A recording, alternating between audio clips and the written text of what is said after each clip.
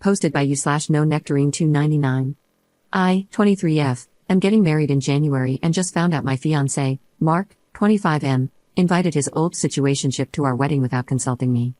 For context, Mark and I met on a dating app 2 years ago after he broke up a relationship. To be honest, it's quite confusing what he and Tracy, 22F, had. They met through a mutual friend and started to develop feelings for each other. Mark told me they never dated or slept together, but it was more than friendship.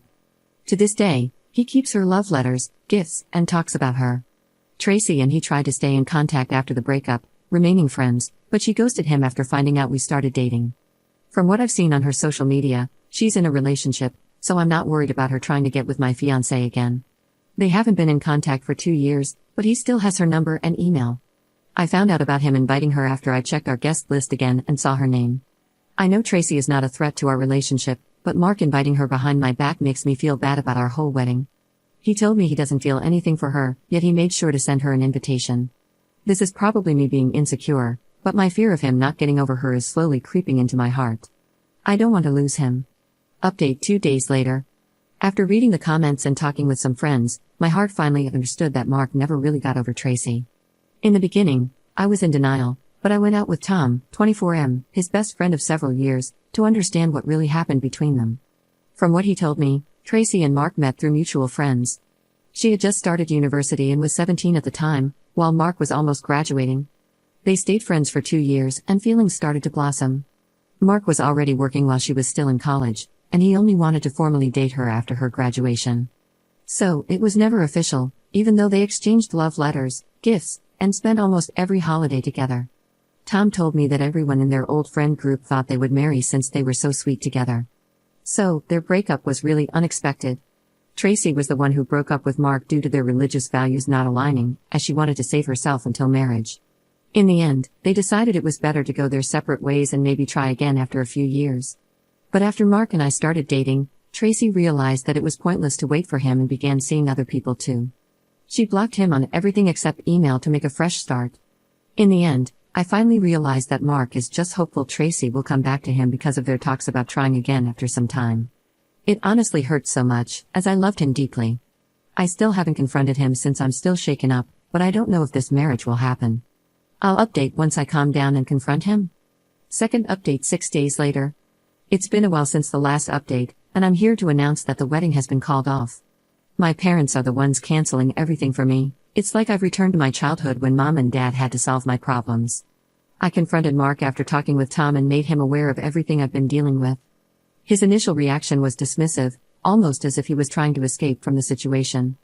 In the end, Mark said he'd never loved anyone like he loved Tracy because it was pure and innocent.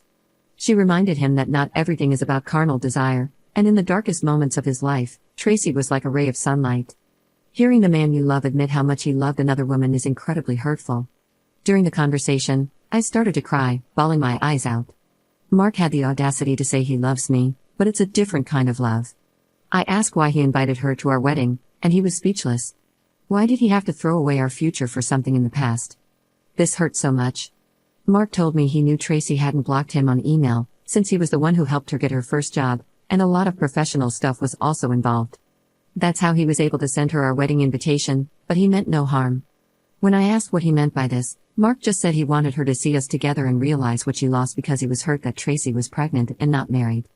The moment Mark mentioned Tracy's pregnancy, a red alarm started going off in my head. How did you know about her pregnancy? You said she blocked you everywhere. I could see panic in his eyes as he started to stutter. In the end, I made him give me his phone, and I found more than 5 accounts he used to stalk Tracy.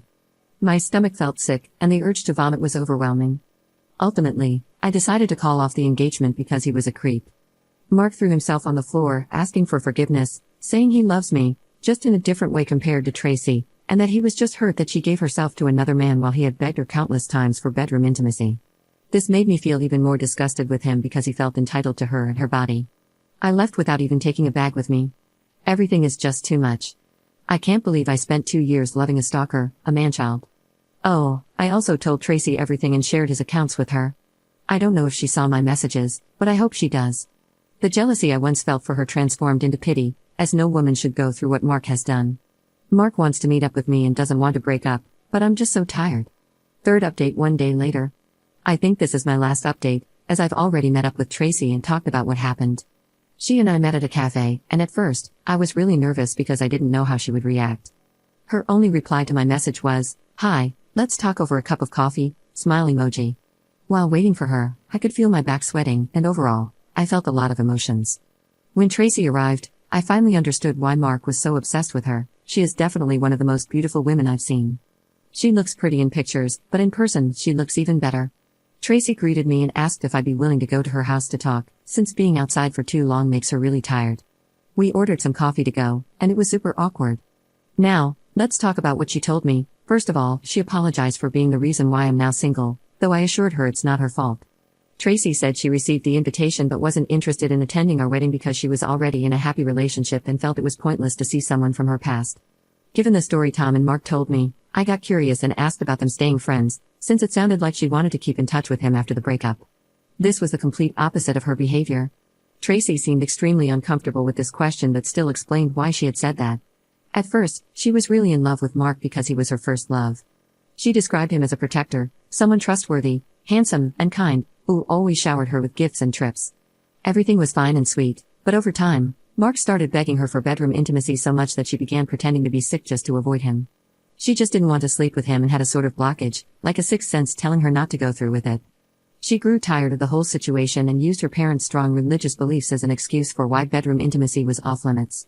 This led to a fight, which Mark never mentioned to me, and ultimately to their breakup. 2 weeks later, they started talking again because she felt indebted to him. He had helped her get a job at a prestigious company and spent a lot of money on her with trips, food, and presents. One of these gifts was a Rolex for her 18th birthday, which made me mad, as he never spent so much money on me.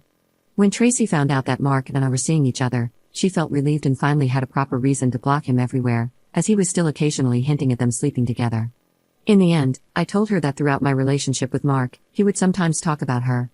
At first, it was kind of weird, but I brushed it off, assuming she was just part of his past. Oh, I also brought up Mark's numerous accounts. Initially, she didn't believe me, but I showed her the accounts I knew of, which was creepy since they all had female names, followers, and pictures, and they all looked real. Since her account was public, I asked Tracy to make it private. She made a new account with her Korean name and deactivated the old one. We ended up having fun and becoming friends. She is a really sweet person, and I saw how her boyfriend treated her like a queen. I'm happy she found love and got rid of Mark.